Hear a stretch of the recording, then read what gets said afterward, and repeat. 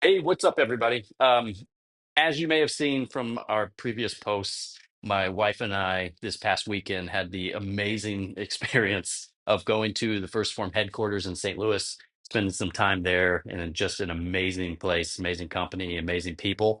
And while we were there, we were able to meet up with our trainer. She's a First Form master trainer, Jenna Garataz. We met her in person, which was great. We also met all the other amazing members of our team that we've only seen and connected with on social media prior to the trip. So that was really great to see what everybody's doing and all the changes people have made. And while we were there, Josh Stively, one of the First Form Legionnaires, along with Jenna, they gave us a talk about more like mindset. And Josh was talking a lot about kind of knowing the why of your fitness journey. So I just wanted to sit down and share a little bit about what's been driving me outside of the obvious physical reasons that you get out of it, but that's longevity. So I spent a lot of years in law enforcement, and law enforcement can be really hard on your body physically, but really mostly mentally, with the stress that comes not only from the job itself but the environment that you're working in, especially in the most recent years where the risks versus rewards can seem quite upside down at times. It really gets to you, and that's to say the least. And it doesn't help when you treat your body like an amusement park, which I definitely have. And, I know a lot of cops out there that have and still do that.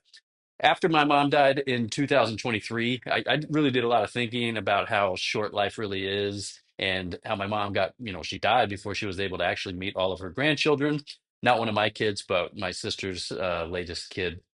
And to help put things into perspective, I sat down and I figured out exactly how old my mom was on the day that she died.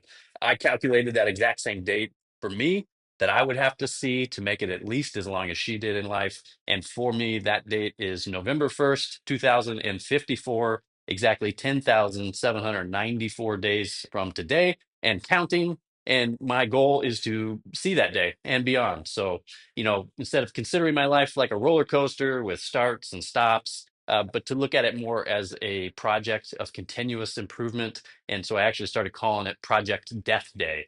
And to be completely honest, I never in a million years would have thought that I was going to live this long. And now I did. And I have three kids. They're all getting older. And I don't want to miss out on the opportunity to be around them as well as meet their kids one day, which is exactly like what happened to my mom. She missed out on that.